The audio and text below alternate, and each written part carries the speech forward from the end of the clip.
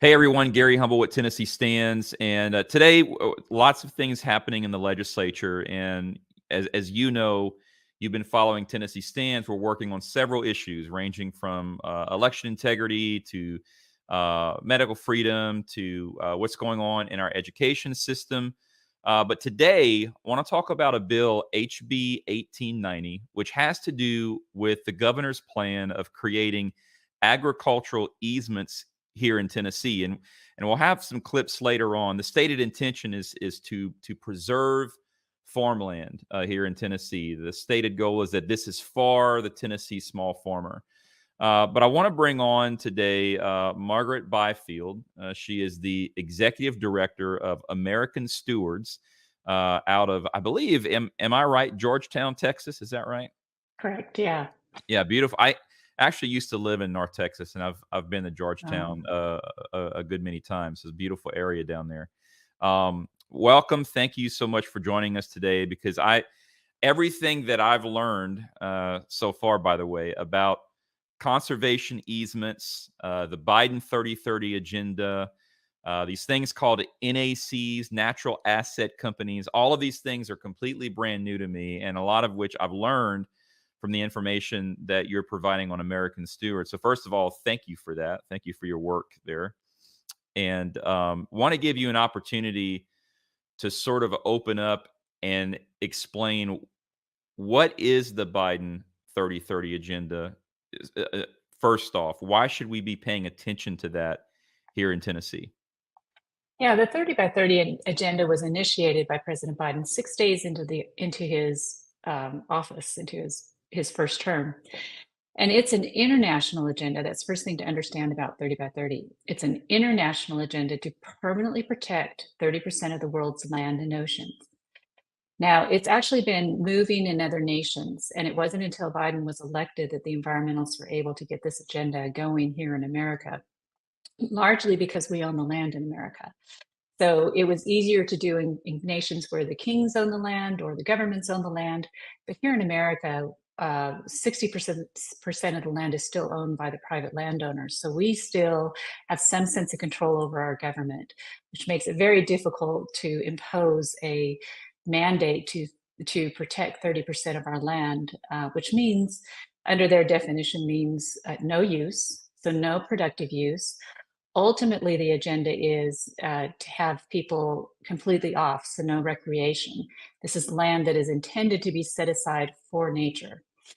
And it goes further than that. If you read the executive order that Biden signed, it says to conserve at least 30% of our land. The next step in this agenda is to achieve what they call 50 by 50. So that means permanently protecting 50% of our lands and oceans off use, no production, no oil and gas, no Wow. grazing, none of that. For our own good, of course. Of course, for our own good. Yes. Yeah. So it's really, we knew the agenda was coming because we tracked the environmental movement, and we've been doing this for 30 plus years. We're a property rights organization. So these are the issues we watch. So we knew it was coming. We were ready for it, and we were able to marshal a pretty good grassroots campaign to where by May of 2021, they had to rebrand the program, and they quit calling it 30 by 30. And now you will hear about it, and it's under the banner called America the Beautiful. So when you hear about the America the Beautiful programs, Of that is course. their, yeah, that's the way they tried to sanitize it so that people would really get behind this. But a couple other things that are important to understand about 30 by 30 is how they're implementing it. So there's no congressional authorization for this program. There's no constitutional authority for it. So they're just doing it by fiat. But how they are implementing it is they're using existing authorities, so existing programs, and they are working closely with the environmental community to get this implemented. And this is where the bill that is before you guys now in Tennessee comes into play. A lot of people don't realize that the conservation easement is one of the tools to accomplish 30 by 30. It's very effective because it's sold as a voluntary device. So people get on board thinking, hey, if a landowner wants to do this, it's their business to do this. And it's sold as a way to protect land. And so a lot of farmers and ranchers are interested in this program, and states, the public Yeah. are interested in this kind of a program because they don't want to see a beautiful part of their land overdeveloped, or, they want to keep it in agriculture. They want to keep our food supply. And so there's a lot of really good intentions behind the conservation easement program. However, when you really understand the device, you find out that it's actually not, those purposes are not what it accomplishes. The purpose is to control the land, Yeah. And and so, that's a whole so other let, level. And so let's break right there, because since we sort of arrived at the intent behind the bill, I want to play this clip and then sort of get a reaction to it. This is, and also, by the way, one of the things that got me interested on this, Governor Bill Lee, I believe last week, it's very recent, last week or week before, he was in Johnson City, which is the northeastern part of our state, giving a talk out there, and some of our folks attended. And one of the main drives in our legislature this year is school choice. But it was interesting, and he went to Johnson City to speak on school choice. But whenever he began his presentation, and I had never heard this word come out of his mouth prior, he said his two main focuses for this legislative session were school choice and conservation. Mm. And I just thought that was interesting coming out of our governor's mouth, because it's not really something that I had heard before, or that many of us had heard before. And then enter now HB 1890. So I want to play this clip. This is the governor's liaison from his office explaining to the Agriculture and Natural Resources Committee in the House what their intentions on this bill is. State level program, to be clear, state level program that Governor Lee is proposing. The intent of this program is to help family farmers all across Tennessee preserve their land, keep the agricultural use of the property. And that's a broad term, but that's a broad term intentionally, because agriculture has as you all know, agriculture has a lot of different purposes and a lot of different ways that property can be used agriculturally, especially across a state as geographically diverse as Tennessee. So this program is voluntary for family farmers to participate. The Department of Agriculture would develop rules with stakeholders that would go through the rulemaking process to establish the parameters and the criteria for the properties that would participate. But ultimately, the end result is an agreement between a family, between a farmer and the Department of Agriculture to participate in this program. And then the language to your second point about selling that interest, there is not a prohibition in the bill of the owner of the land, the farmer, selling the land. There is a prohibition on the department selling their easement, the easement that they have. And that language was added to alleviate some concerns. It was certainly never our intent that we would ever sell those. And so that was something we were happy to add to make members comfortable, that we wouldn't sell, transfer, which would imply, giving it away for free. We're not doing that, or otherwise divesting ourselves of that interest. So the Department of Agriculture, for the length of the easement, will own it. Is it a reasonable, I'm going to insert something here before I call on the next person, but is it a reasonable thought about this arrangement that the state, in essence, is sort of a referee that's contracted to make sure the property owner's desires are carried forward for whatever length of time that contract spells out? Is that a reasonable comparison? I think it's fair to say that the easement would ensure that the property is used the way that when the easement was entered into remains. And so as the owner of that easement, the Department of Agriculture would have certain legal rights that I'm not qualified to talk about, the remedies that may exist at law. Council may, but we can have time to work those out. But we don't anticipate that farmers are going to agree to participate in this program and then try and circumvent the policy. We understand that there may be some life events that change, but we wouldn't foresee Tennessee farmers trying to go back on a deal.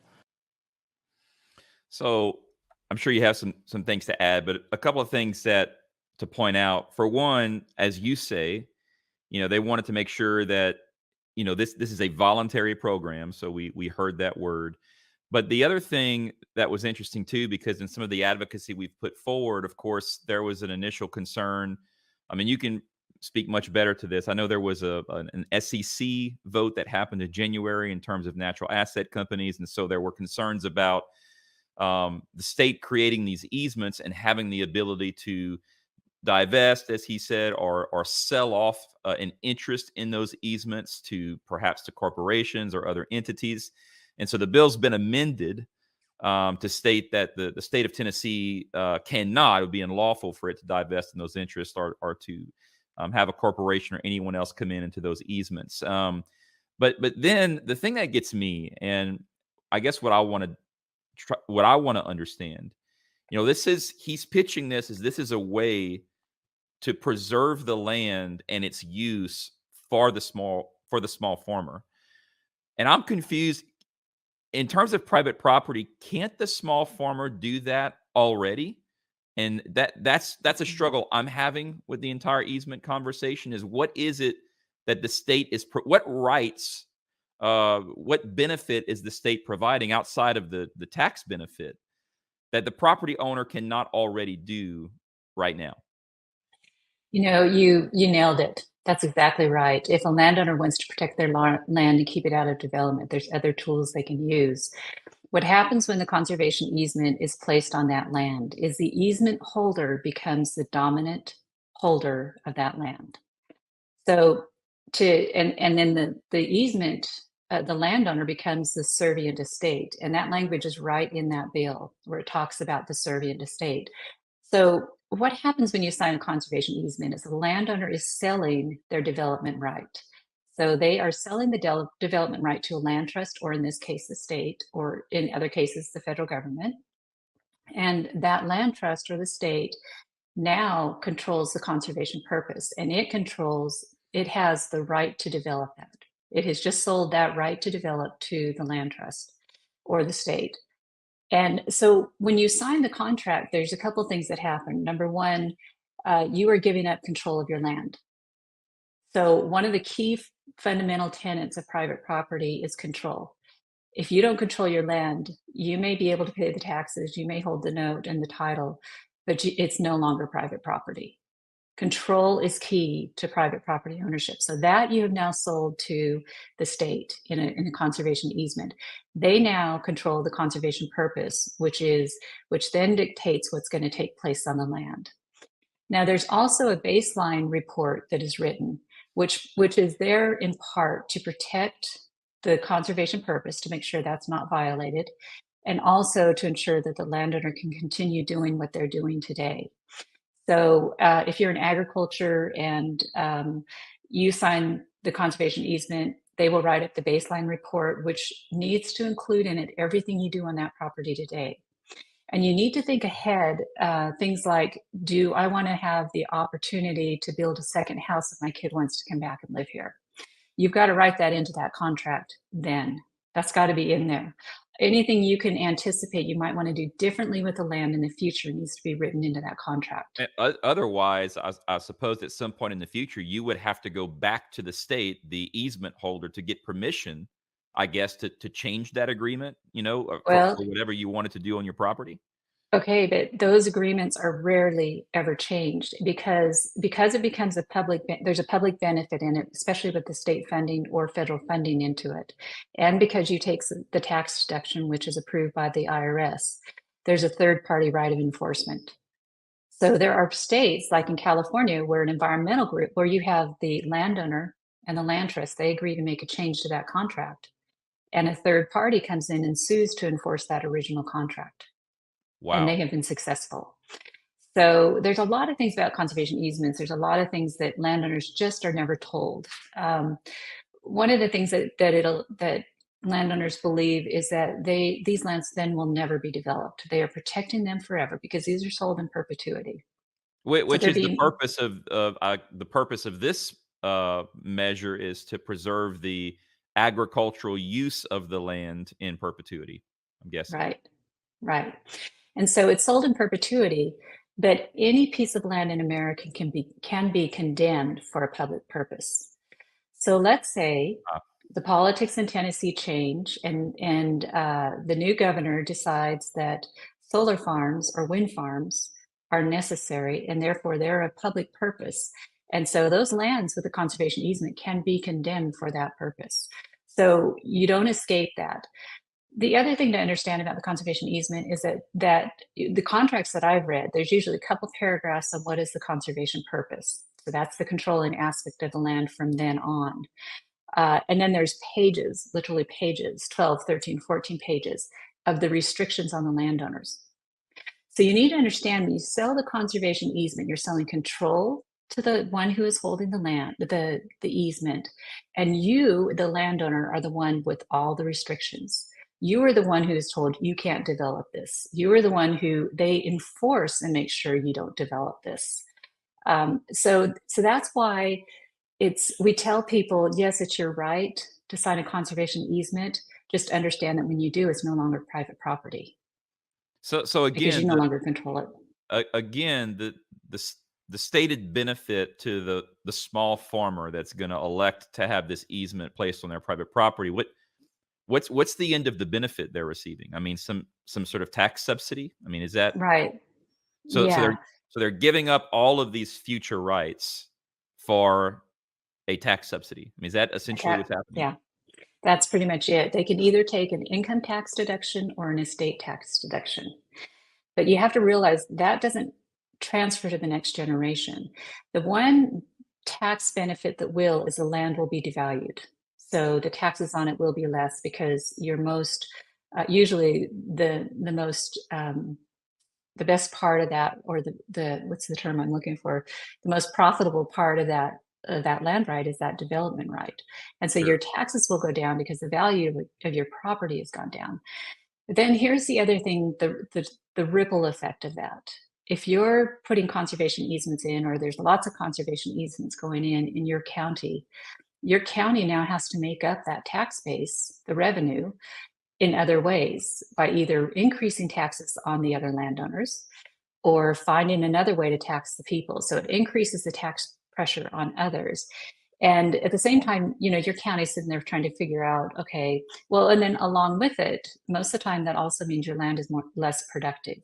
So it's more restricted. So you're probably not going to be producing as much, as many of the crops or the cattle, or depending on, what the arrangement is.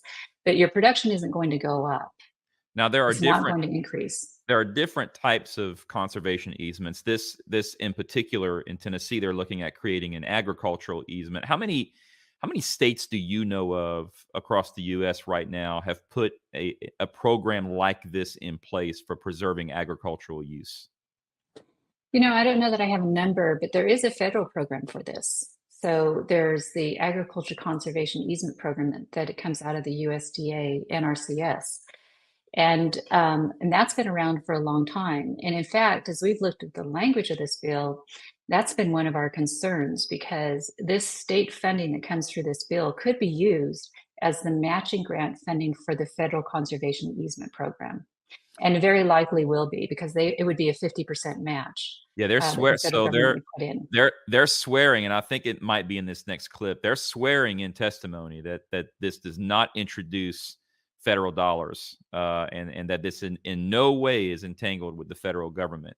I get the feeling, unfortunately, as they're testifying about this bill, that there's a great deal of uncertainty with how they're answering these questions. So, Yeah. let me play this next clip, because I think that'll take us into the remainder of our discussion. Here we go. Chairman, and I've got 3 questions here I want to ask, if you don't mind, just to get them on the record. Go ahead. How many acres does the governor and the Department of Agriculture plan on protecting with its fund? Mr. Lewis? Thank you, Chairman. We don't have an acreage plan in mind. We want to make the best use of the taxpayers' money and protect. And I just want to pause here and point out, I also found this interesting. There's no clear plan as to why they want to conserve this land, in terms of how much land, what's the overall goal. There's no plan here. I'll keep playing. Tennessee farmland as best we can, but we don't have an acreage in mind. Okay. Representative Grills? Does this bill allow the promulgation of rules that would potentially allow for the drawdown of federal funds to ever be implemented, or does this bill in any way allow for a partnership with the federal government in any way? Mr. Lewis? Thank you, Mr. Chairman. There is not, insofar as I'm aware, any intention for this to interplay with the federal government. Again, I pause. Key word. There, the answer is yes or no, but he doesn't say yes or no. He says, well, there's no intention. I'll let it This keep is going. a state program in the Department of Agriculture. Representative Grills? Thank you, Mr. Chairman. And last question here. Is there another group that will be involved with these easements in any way, shape, form, or fashion? Or will this strictly be run through the Department of Agriculture? And Dr. Hatcher will be the one in charge. Mr. Lewis? Thank you, Chairman. Yes, the department. 100%. Yes, the department will not, shall not sell, transfer, or otherwise divest the easement, agricultural easement acquired subject to this section. With the state's position of holding the easement for conservation purposes, and when we use that word, we're talking about agriculture. And by the way, I'm right there with you. Just in case you ain't noticed, I think that it's the globalists' intent to starve us to death is what I think. And you can go eat bugs with Bill Gates if you want to, but not me. So I'm right there with you on what the goal is.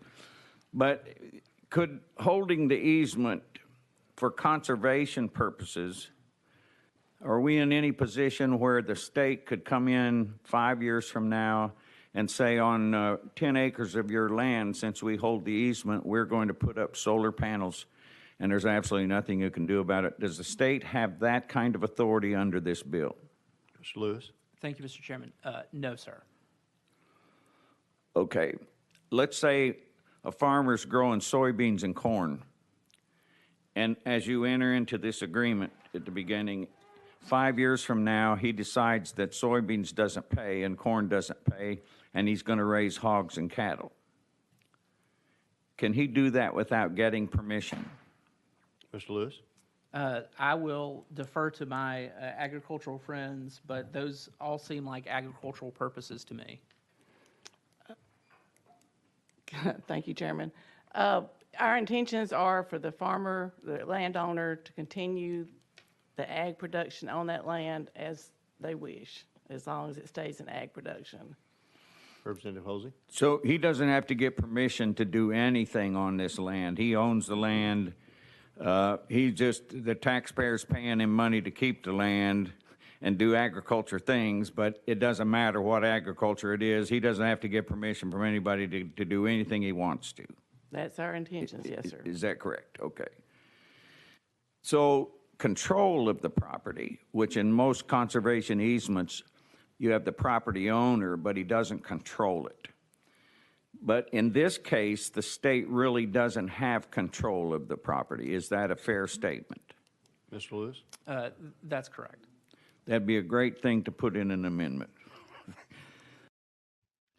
So, per their testimony, they're sort of saying contrary to what we've been discussing previously. And the hardship that I have in understanding this is, again, as I stated earlier, if the state is creating an easement, but it has no control, and at the end of the day, the property owner apparently is just getting this free money, free tax subsidy, and they can still do whatever they want, I'm just not really understanding the purpose of this bill and what it actually does. So how would you react to what you just heard? Yeah, my first reaction is intentions are wonderful. So, but that language needs to be in the bill. So in other words, there should be a provision in there if they say this is not going to be used to, if there will be no federal funds involved in the use of these funds, there should be a provision in the bill that states that.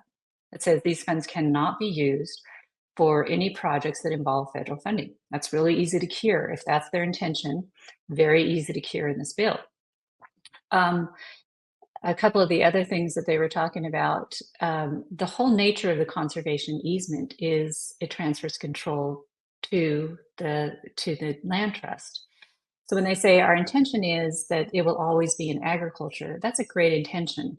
But this is a contract, and those things need to be explicitly written in the contract. So in other words, if they were to write in the contract, this can be used for any agriculture purpose and not define what that is specifically, the IRS is going to reject the conservation easement and the tax deduction will not take place. And let me give you just an example of how this could play out as it played out in Colorado. In Colorado, there were a group of landowners, they were farmers, and they were all financially really struggling. So a land trust came to them and said, we've got a great land trust program, we'll put it in a conservation easement. It'll always stay in agriculture. You guys can continue to make a living. So this area, most of them signed up for the conservation easement. The state appraiser came in and appraised it, appraised the value. It went to the IRS. The IRS actually accepted the appraisal for the first, I think, 2 years and gave them the income tax reduction, and then came back later and decided the appraisal was faulty. So they rejected the tax deduction and they charged the landowners with back taxes and penalties. And so the landowners went back to the land trust and said, okay, wait a minute, we signed this contract with you. You said that, we were going to get the tax deduction and we could continue. So now, you guys need to cancel our contract, our conservation easement, so we can go back to making a living off this land without all the restrictions. So now we can pay the back taxes. And the easement holder said, no, that contract is binding, it's in perpetuity. So the contract is pretty serious. I mean, this is landowners don't really understand what they are signing away when they sign this, even when they think they have a friendly holder of the easement, which I think the state has positioned themselves to be seen as that entity. But politics change, and so it's written in. They're saying our intention is for any agriculture purpose. Well, the intentions that they say today in that hearing are not what's going to matter. What's going to matter is what's written in that contract. And the IRS is going to require specific things to be in that contract in order for it to be accepted for the tax deduction. So again, it goes back to what you said before. There are better ways to protect the land and keep it out of development. And, and I've had landowners tell me, that is what my family's been doing for 4 or 5 generations. Right. If I want to keep my land out of development, that's on me. And nobody has to pay me to do that. Right. The state doesn't have to Right. help me do that anyway. Right. Yeah. So there was another question asked in committee. I'm curious, is one of the concerns was, okay, we say the intent is for Tennessee small farmers, but that doesn't necessarily preclude some, and I'm just going to use BlackRock as an example because they're pretty good when they use, but some corporation coming in and buying up agricultural land and then putting an agricultural easement on it, and then next thing you know, a significant portion of our agricultural land is subsidized with our own tax money but run by corporations like BlackRock. That question was asked. I don't know if that's a thing, but is that a risk here we take with a program like this? Yeah, it really is, especially because of the natural asset companies issue that we just went through. That was an investment vehicle that entities that have been pushing the climate crisis narrative, the same people that are saying that agriculture is destroying our environment. These are the entities that created this vehicle called natural asset companies. And they would have allowed for the enrollment of our federal lands into these private investment companies, as well as conservation easements with or without the landowner's consent. So they take something, they're trying to create something called ecosystem services and monetize it and put it in this investment vehicle. And so they would say that the ecosystem services coming off of these conserved lands with the conservation easements, the land trust that owns those can enroll those in this private investment vehicle. And then entities like BlackRock, China's sovereign wealth fund, our enemies, could invest in the natural asset company. And the SEC proposed rule gave management authority over all the assets in a natural asset company to the investors. So to the Chinese sovereign wealth fund or the BlackRocks. And the purpose of the NACs was to sustainably manage the lands. And it specifically said there could be no oil and gas or mineral extraction. Everything on the land had to be replenishable. And so it was all supposed to be sustainable, which was a loose definition. Actually, it wasn't defined in any of this, which means they can change that 5, 10, 15 years down on the road, what they consider as sustainable. And so there were so many things wrong with this NAC approach that I'm very thankful we got beat back and stopped. But what it did do is it showed landowners, I think, the dangers of conservation easements.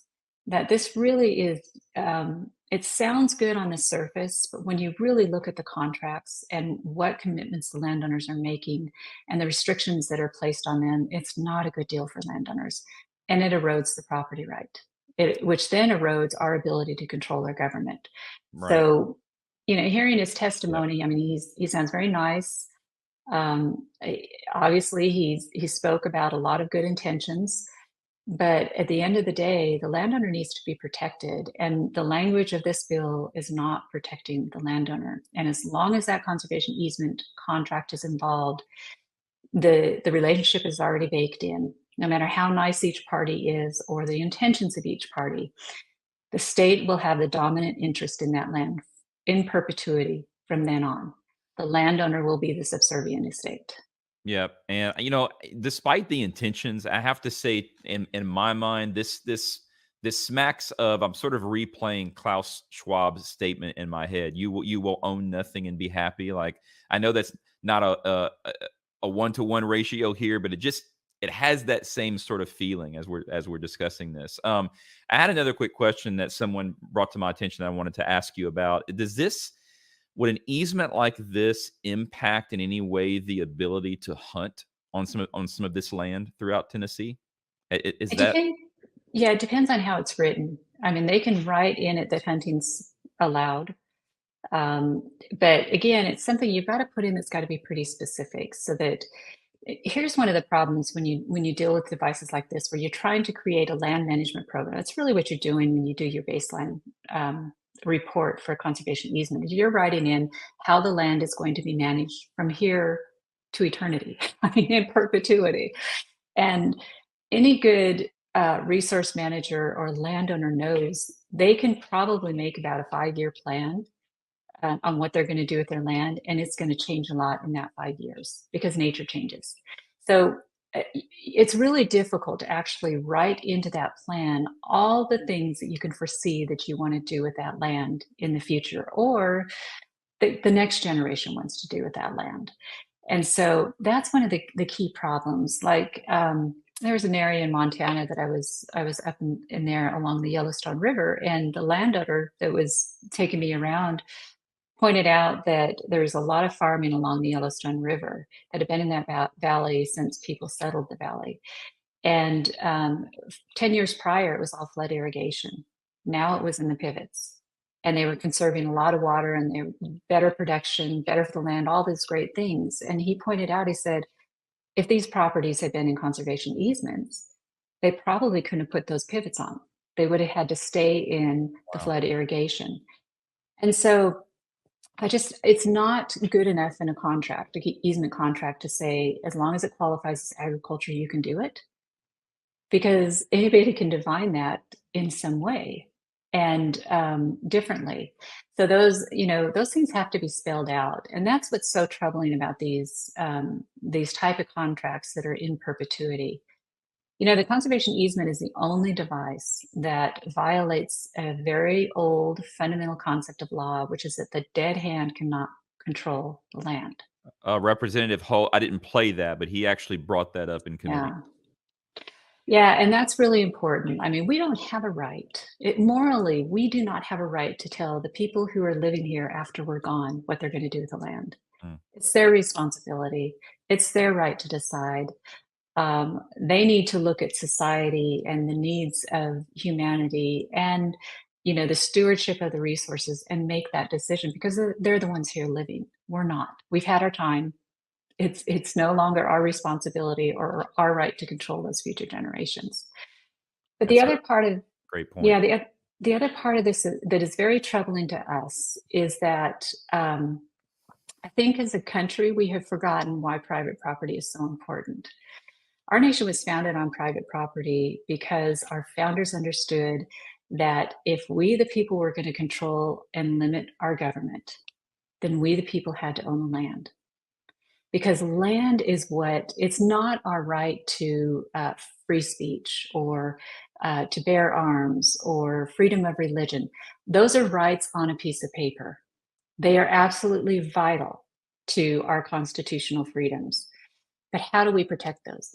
How do we ensure that we, the people, will always have those? Other countries have those rights on their paper, in their constitution too, but they're not enforced. So what makes America different? What makes America different, is our founders knew that as long as the people owned the land and the people controlled the natural resource wealth of the nation, and it was distributed among all the people, so it wasn't held by a Bill Gates and a China, it wasn't a conglomeration, but the citizens themselves owned the land, we would be able to limit our government and protect our individual liberties, protect our freedom of speech, right to bear arms, freedom of religion. That is the mechanism that allows us to protect those liberties. And so when you put a conservation easement on your land, which a landowner has the right to do, you need to understand it's no longer private property. And you need to understand that the long-term consequences of that means you are taking away the ability of future generations to protect their individual liberty the way that we can today. And so for us, it's also that moral question. We don't have that right. Yeah, it's a fantastic point to close on. I don't know that I've ever really thought about it that way. That really what undergirds the ability for us to continue to defend and secure those constitutionally protected rights is the fact that we own land. Those private property rights are fundamental and basic. So true. I mean, John Locke said it best, projecting that we work to protect life, liberty, and property. Everybody likes to quote life, liberty, and the pursuit of happiness, but in the form of government, it's life, liberty, and property that we protect. And so we should be watchful. The intentions can get you every time. So, Margaret, really appreciate that. I've been educated these last couple of weeks by visiting your website. Please make sure that folks know where they can find you. Yeah, our website is americanstewards.us. And we're putting up new material on that all the time. So just check back and hopefully you'll find a lot of really good resources there. Yeah, I know recently we averted the SEC rule on natural asset companies. And so thank you for your work on that. And but there's a lot to stay vigilant over. So appreciate you. Have a great rest of your year in Texas. God bless you people. I think I'm all for Tennessee continuing to stand with Texas and secure that border. I would imagine you agree. Absolutely. That's another key issue. Yeah. Blessings. Bye. Thank you. You as well. Look, what I gather from that conversation is this. At the end of the day, it's great to have good intentions. But any amount of control, and I mean the smallest amount of control that we decide for the sake of some perceived benefit, like conservation, or for the small farmer, perhaps a tax subsidy, giving up that control to the government in any way, shape, or form, I don't believe is very good at preserving liberty into the future. As much as I am concerned, and I believe that many of you are concerned, with preserving agriculture and also making sure that we secure our food supply here in Tennessee, that is definitely a concern. I agree with what Representative Halsey said earlier. They definitely do. They want us to eat bugs. They've been very clear about that. So I think the intention of preserving agricultural land and working to ensure that we are securing our food supply is worthy venture, and I'm all for it, and we all should be. But it's the debate of, is the way to get there, right, through tax subsidies, but especially through government control, through easement, which is what this is. I think that was a great error for that guy from the governor's office in testimony to say, that the owner retains complete control of his land. He in fact does not. He loses the right to use that property in any way that he sees fit due to whatever agreements are made in the initial easement. So I'll say this. We are, no matter what amendment comes, Tennessee Stands cannot support any effort where government exerts itself in such a way as to diminish the rights of property owners in terms of any kind of easement managed by the state of Tennessee. We've got to find another way to secure our food supply and to make sure that we can continue our agricultural use into the future, which I support. We would ask you, as we continue to advocate on this legislation, to oppose and contact your legislators and ask them to vote no on HB 1890.